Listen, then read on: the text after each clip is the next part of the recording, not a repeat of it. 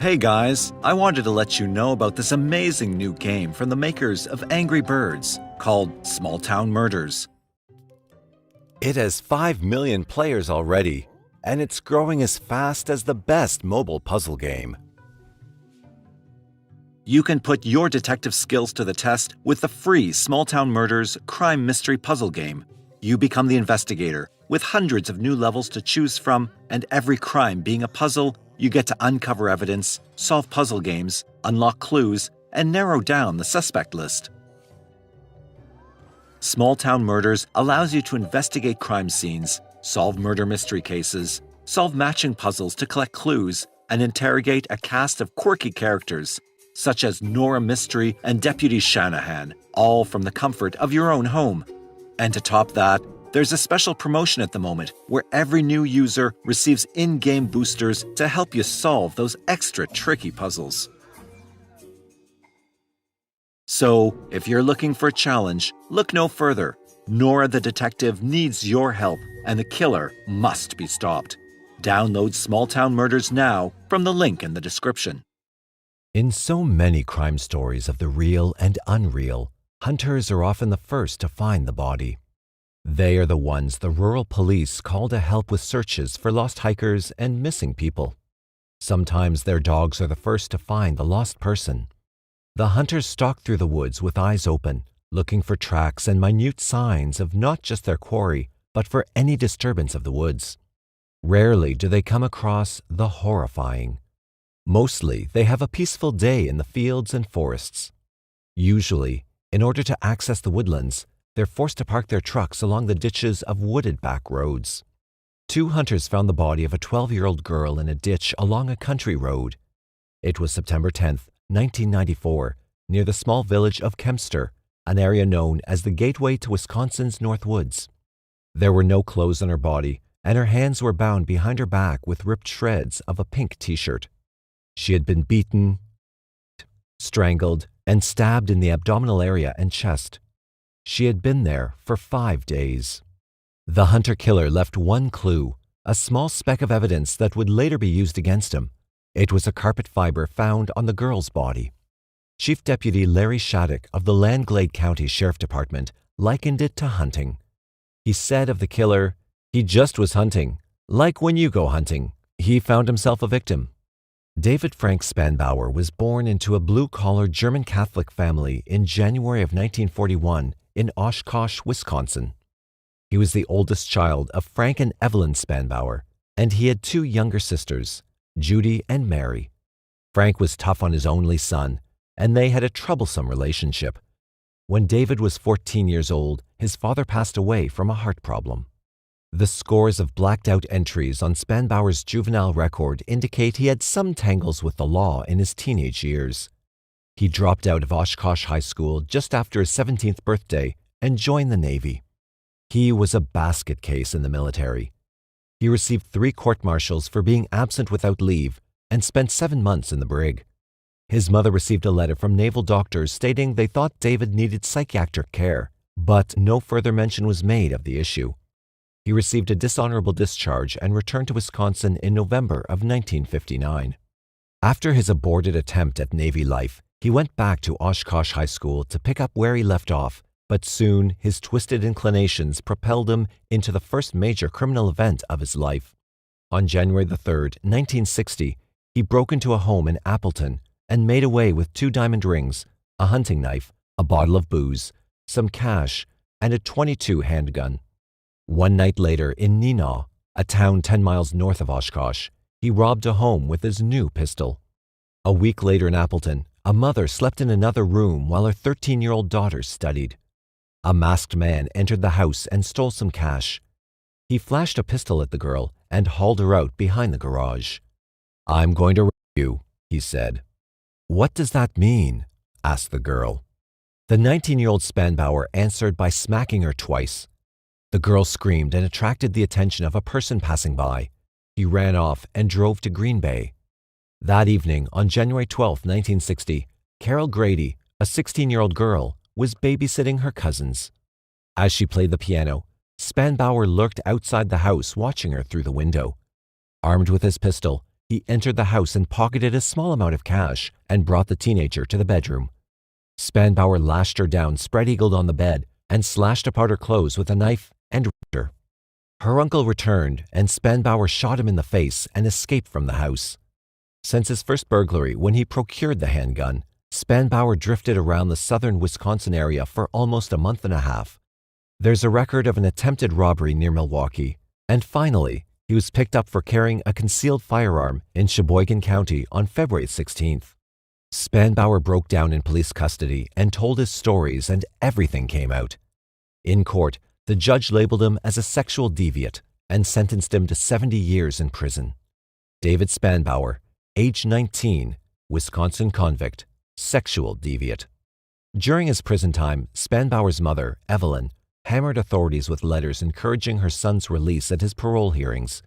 She wrote to Governor Warren Knowles and claimed her son was not a pervert, and Spanbauer's conviction was a result of the rape victim being a licentious woman and of Spanbauer being poor. His mother's efforts were useless. Prison officials constantly suspected him of homosexual liaisons with other inmates, especially younger prisoners. They also noted he was an intelligent and good worker, yet his temper was vicious. During his 1971 parole hearing, Spanbauer had an outburst and later claimed he had no control over what he couldn't alter.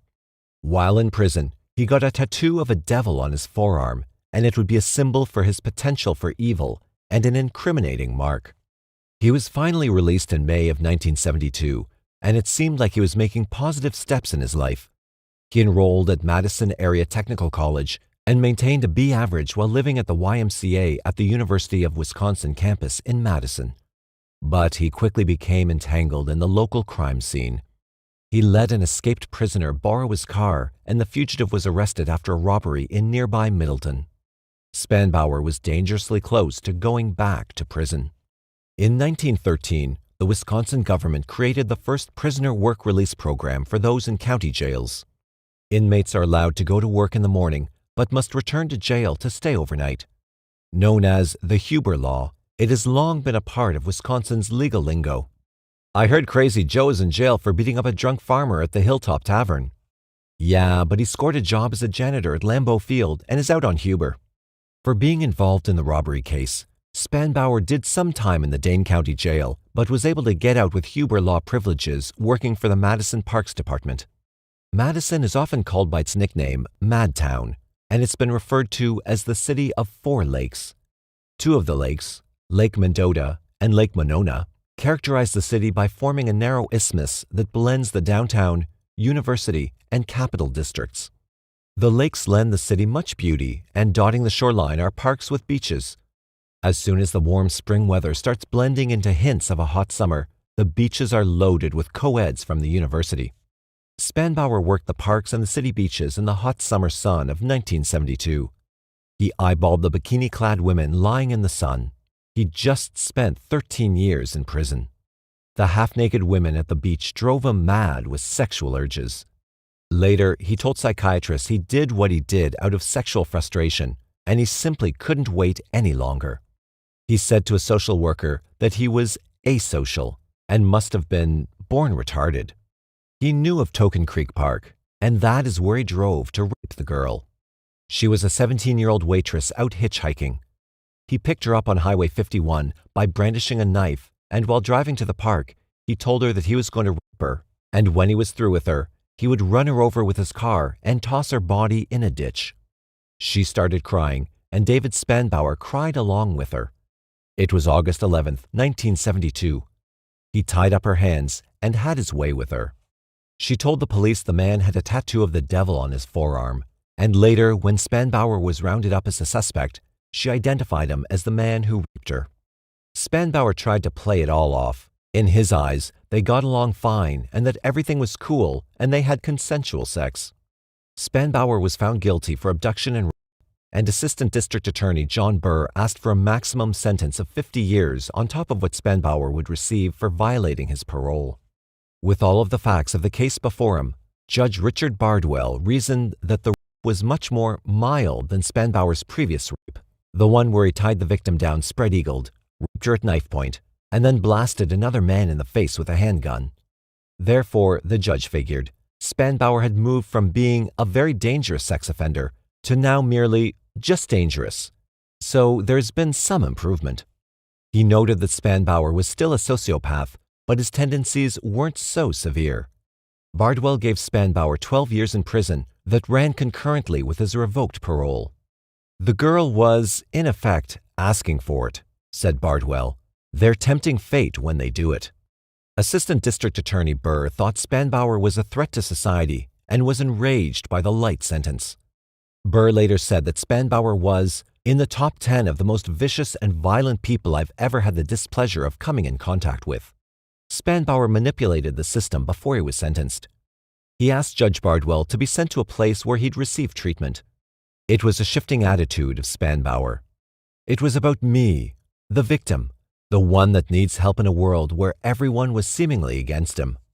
He picked up on the letter-writing campaign from his mother. His strategy was to claim his innocence. He wrote to Judge Bardwell claiming he was not guilty and that he was incapable of committing rape. His reasoning was that since he was intimate with fear and pain as a violent rapist, he would therefore be unwilling to inflict those emotional states on others. Bardwell's sentence was too harsh, he wrote, and some letters claimed he was innocent. Others were attacks on the prison system written from his victimized frame of mind. He complained to state government officials that he was entitled to more education and social benefits. He even complained that his prison wages weren't making enough money in interest. It played into his idea that he was a victim, but writing letters also passed the time. Mostly, he held down various jobs in prison and took some technical classes, and he waited for Carol to come by for a visit. Carol Patterson was a 30-year-old divorced mother of 4 and welfare recipient. She heard of Spanbauer from a friend who had a husband in the same prison. She first met him in October 1975 and became a regular visitor, to the point where she moved to Beaver Dam so she could be closer to make her daily visit at Waupun State Prison.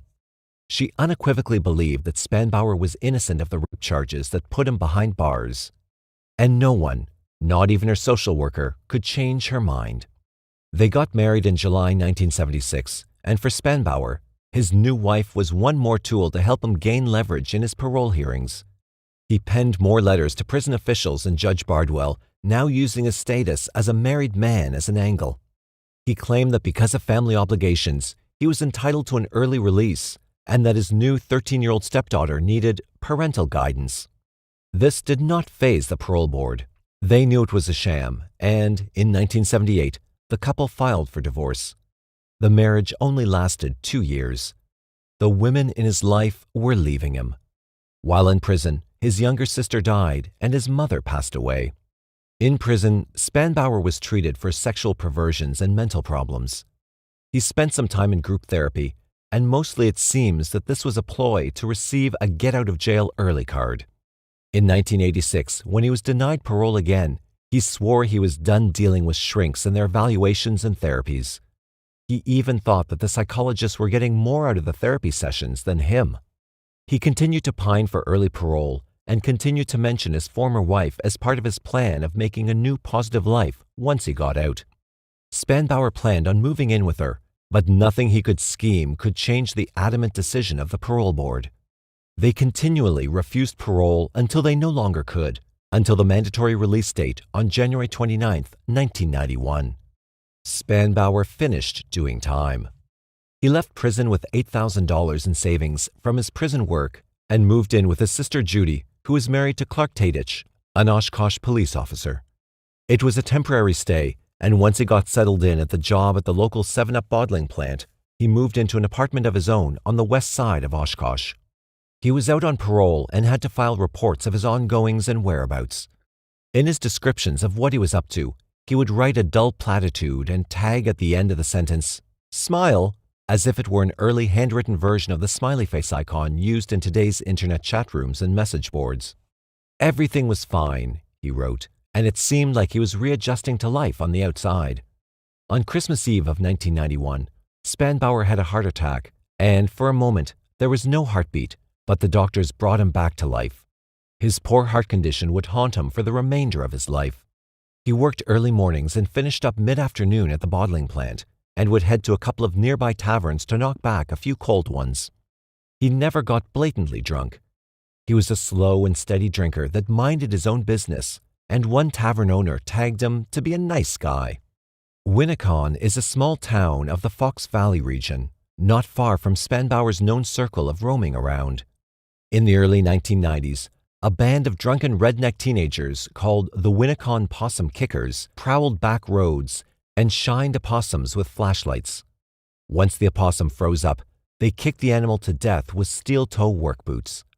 That was evening entertainment for the local juvenile delinquents of the area in a time when women and girls started disappearing. Winnicott was the home of 20-year-old Laura Deppies. She worked at the Fox River Mall in Grand Chute, and when she finished her shift on August 19, 1992, she went over to visit her friends in Menasha, and she never showed up. Her friends found her locked car in their apartment parking lot. David Spanbauer just started his summer vacation the day before. She's still missing to this day. Another girl disappeared. Her bicycle was found near her rural home in Ripon, in Fond du Lac County, on August 23, 1992. 6 weeks later, her body was found about 100 miles away in a cornfield ditch near Tower Hill State Park, not far from the Wisconsin River.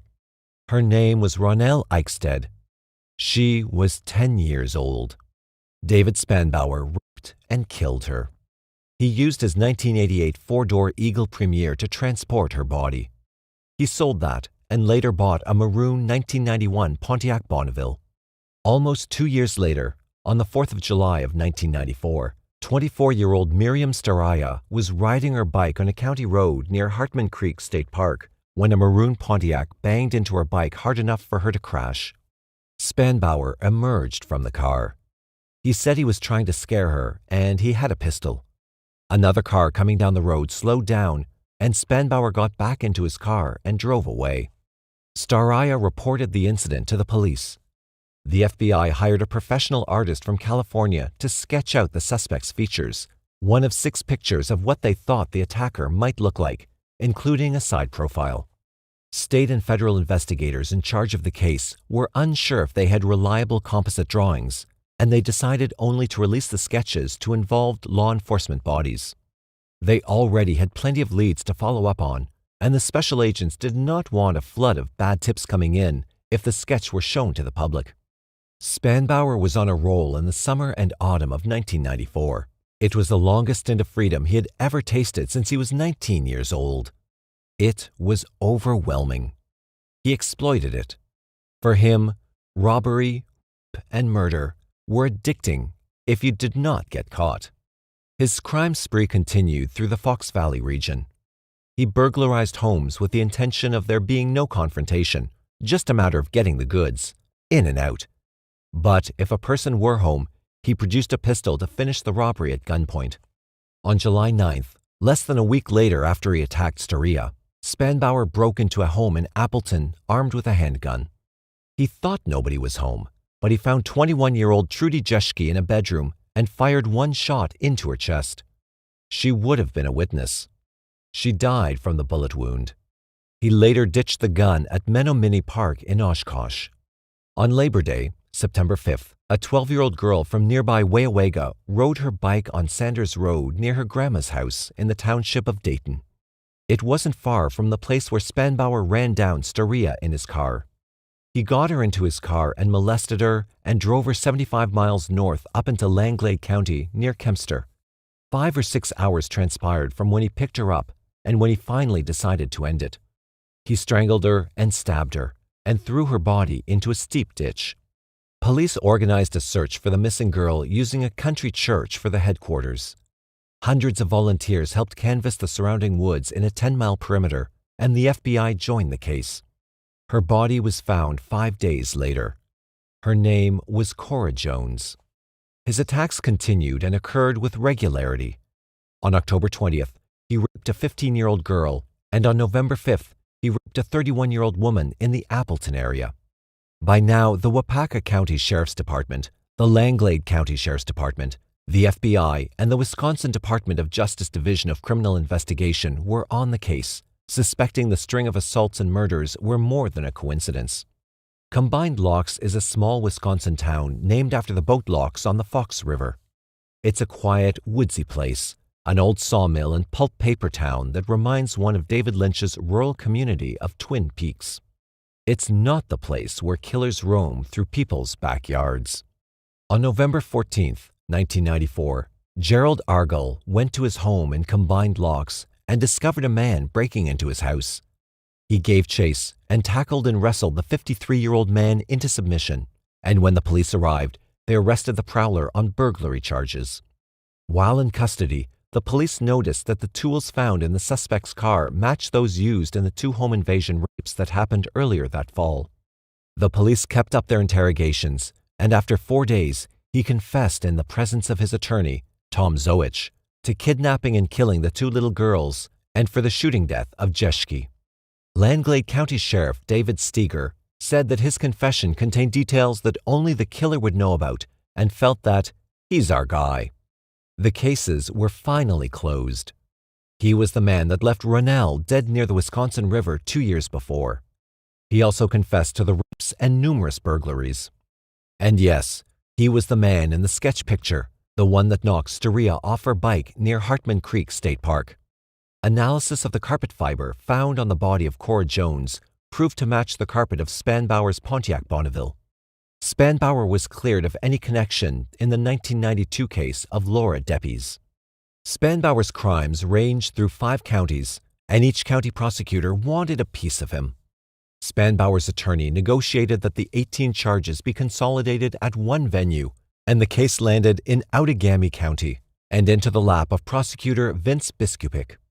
At the Outagamie County Courthouse, wanted posters were tacked to the wall, and one of them hanging up at the time of the trial asked for information about the Trudy Jeschke case and volunteered a $10,000 reward for tips that led to the killer's capture. Another poster called for information regarding the Deppes case. They were only 2 of the other faces of missing women that hung on the wall. During the proceedings, Biskupik painted Spanbauer as the criminal he was, calling him a festering soul and a coward, and asked him to turn to face the courtroom audience composed of the victims' families stricken with grief. "He's evil, and at the same time, he's pathetic," said Biskupik. Spanbauer said nothing. He was 53 years old, but looked slightly older. His hair was gray and thin, the appearance of an oaf that spent 35 years of adulthood in prison. Spanbauer's attorney, Zoich, admitted that his client was sane and felt remorse. On Thursday, December 8, 1994, Spanbauer pleaded no contest to 2 charges and guilty to the remaining 16 charges. He was found guilty for first-degree intentional homicide in the Jones and Eichstätt murders and guilty on all other counts. The sentencing came on December 20th. The courtroom was packed to see what fate Spanbauer would receive. The county courthouse was full of the families of Cora, Ronell, and Trudy, and also the families of Spanbauer's 2 previous rape victims. It was standing room only, and part of the audience was sent out of the courtroom to watch the verdict on television. Circuit Judge James Bayorgian was a far different judge than Judge Bardwell back in 1972. There was no leniency, and there was no speculation of any innate goodness that might be left and coaxed out of Spanbauer in any kind of rehabilitation. It was the end of the road for him. Judge Bayorgian said, "I don't know from what cesspool in hell you slithered forth, and I can't send you back." He speculated that it couldn't be possible for the God they believed in would let a piece of offal like you walk this earth.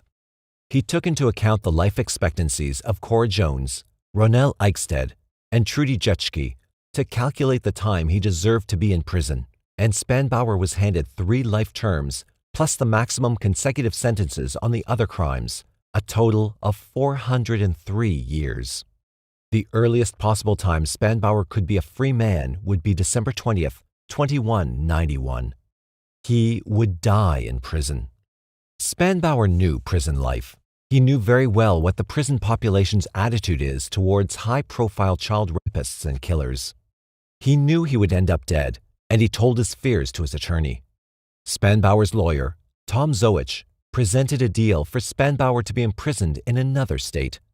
It was not an unthinkable concern. Around the time of Spanbauer's arrest in November 1994, Wisconsin's most vicious serial killer and boy rapist, The Milwaukee cannibal Jeffrey Dahmer had been doing time in the Columbia Correctional Institute in Portage. While working janitorial duties with 2 other convicts, he was found dead with a crushed skull. His fellow inmate, Christopher Scarver, beat him to death with a broom handle. The deal was cut and Spanbauer saved himself from being shanked. He was sent to the Minnesota Correctional Facility at Faribault, Minnesota, a medium-security prison. While serving his time there, he returned back to Appleton for a secret court hearing in early December 1998. His health at the time was poor, but he made the trip to inform the police where he ditched the murder weapon in the 1994 jet ski case. Menominee Park in Oshkosh, he told them, and with his accurate details, the police located the gun within half an hour. In October 2000, he was secretly transferred back over the state line to Dodge Correctional Institution in Waupun. Spanbauer's lawyer, Tom Zowich, didn't know about the transfer, only that the letters they exchanged mysteriously stopped that autumn. He was informed of Spanbauer's presence in Wisconsin by a journalist when the story broke in the local media in early May 2001 that the killer was back in the state. The reason cited for the move was that Spanbauer was suffering from heart problems and that the prison at Waupun could attend to his medical condition better because it staffed a 24-hour infirmary. Zowich noted in his contact with Spanbauer over the years that he was friendly, smart, and polite, yet he had a side of evil and darkness, a kind of Dr. Jekyll and Mr. Hyde personality, he said. In Spanbauer's remaining months, he was trying to arrange for an interview with the Post-Crescent for a fee. He wanted to clear his conscience and make a few bucks on the side. It never happened since the newspaper's policy is not to pay for interviews. Spanbauer died on Monday, July 29, 2002, at Dodge Correctional Institution. He was pronounced dead at 4:25 p.m. in the prison hospital. An autopsy revealed that final-stage liver disease and coronary heart disease were the causes of death. Spanbauer previously instructed the doctors that he should not be resuscitated if he flatlined. Nobody would have resuscitated him anyway. Biskupik commented that you'd be hard-pressed to find anyone who's shedding a tear over this death. His body was not claimed and no family was present when Spanbauer was buried on Thursday near the prison grounds, but the details were handled by Spanbauer's niece in Florida, who felt that Spanbauer almost treated her like a daughter. A prison chaplain performed a brief funeral rite. When the father of Cora was notified about Spanbauer's death, he said he felt shocked at first and then felt a sense of relief, as if a weight was taken off him, and that it was time that Spanbauer met the true judge. He also was disgusted at the idea of his tax dollars paying for Spanbauer's incarceration and medical care every time he looked at his paycheck. "There will be a party tonight," he said. When Spanbauer was sentenced to 3 life terms, plus 403 years in prison, Judge Bayorgian called him pure evil. And after he was locked up, the legacy of David Spanbauer raged in Wisconsin's opinion pages, courtrooms, and congressional halls. The issues were numerous in the late 1990s. Many people thought the criminal justice system failed miserably because Spanbauer only served 13 years out of a 70-year sentence. Again, he was convicted, sentenced, and released again, only to go on a rampage. Spanbauer became a poster boy for tougher laws, and bringing up his name in a political address was a sure way to appeal to the Wisconsin masses. Talk of the criminal justice reforms wasn't much to console the families of the victims. A year after her death, a memorial service gathered to remember Cora Jones, and a pink cross entwined with roses marked the place where she was abducted. State Representative Dean Kofert of the Fox Valley region, where Spanbauer hunted his victims, penned a bill supporting the chemical castration of pedophiles. It was later passed and approved by Governor Tommy Thompson. Some called for the death penalty to be reintroduced in Wisconsin. In 1850, John McCaffrey drowned his wife in a hogshead barrel in Kenosha and was executed by hanging in front of about 2,000 townspeople. He was the last person to be executed in the state, and in 1853, the death penalty was abolished. In a related legal battle in 1996 regarding crime reporting and freedom of information, the Wisconsin Supreme Court ruled in favor of the Milwaukee Journey Sentinel and WTMJ News Radio. They sued the state of Wisconsin for withholding the prison records of Spanbauer, along with serial killer Jeffrey Dahmer and his killer, Christopher Scarver, and Jesse Anderson, a murderer associated with Dahmer's death. There was another party that wanted to know more about Spanbauer's release from prison. Carol Grady spent most of her life believing that Spanbauer would be behind bars for the crimes he perpetrated in 1960. When the news of his 1994 arrest was broadcast, she was stunned and felt like a victim again. She thought Spanbauer would be an 86-year-old man when he would be finally released. Disgusted and horrified that she was never notified of his earlier release, Grady campaigned for truth in sentencing and victims' rights advocacy. In May of 1997, a truth in sentencing proposal arrived, and it was spearheaded by Carol Grady with a petition holding thousands of signatures. Felons would serve the time they are given, no early releases, and they would serve a community supervision term that's a minimum of a quarter of their prison sentence. 20 years in prison would mean 20 years. The proposal met wide support from political parties on each end of the spectrum. By the spring of 1998, the Wisconsin Senate passed a bill dubbed 2 Strikes You're Out. It was designated for those that commit crimes against children. If convicted twice, the offender would receive a life sentence. The bill encompassed sexual assault, kidnapping, false imprisonment, incest, and nearly all forms of sexual exploitation or exposure. The political winds carried the awareness of victims' rights, but in March of 1999, a television commercial aired across the state that angered people over its poor taste. It was a 60-second ad supporting Sharon Rose for a seat on the state Supreme Court, and it used the voice of the grandmother of Cora Jones. She tearfully said in a voiceover, "Cora was 12 years old when she was abducted and murdered. It's been almost 5 years, and I hurt just as bad." The commercial cuts in with the blunt message: Wisconsin's sexual predator law has passed to stop what happened to Cora from ever happening again, and it then attacked the incumbent Justice Abramson, who once opposed the sexual predator law. Critics of the commercial called it a shamefully cheap shot that exploited the pain of Spanbauer's victims and their families. The 4-term Outagamie District Attorney Vince Biskupic continued to successfully prosecute violent criminals, and his skills and passion propelled him to run as the 2002 Republican candidate for Wisconsin Attorney General. "Evil needs an adversary," he said, and he dropped one name as an example: David Spanbauer.